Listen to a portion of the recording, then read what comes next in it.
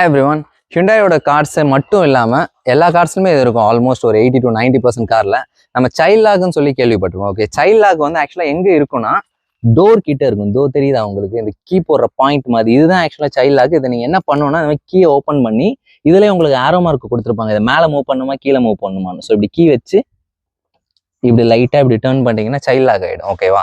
So இப்போ child lock ஆன அப்புறம் இப்போ பாருங்கள், இப்போ வந்து நான் காருக்குள்ளே வந்து உட்காந்துட்டேன்.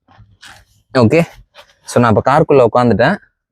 நான் டோர் லாக் பண்ணிட்டேன். இப்போ நான் ஃப்ரண்ட் சைடு டிரைவரில் வந்து சென்ட்ரல் லாக் போட்டோம்னா இல்லை நான் இப்போ இது பாருங்க கீழே லாக் பண்ணிட்டோம்னா இப்போ லாக் ஆகிடும். இப்போது நான் ஓப்பன் பண்ணணும்னு நினச்சா என்னால் ஓப்பனே பண்ணவே முடியாது. இதோ பாருங்க, இப்போ நான் அன்லாக் பண்ணியிருக்கேன். அன்லாக் பண்ணாலும் இந்த டோர் ஓப்பன் ஆகாது.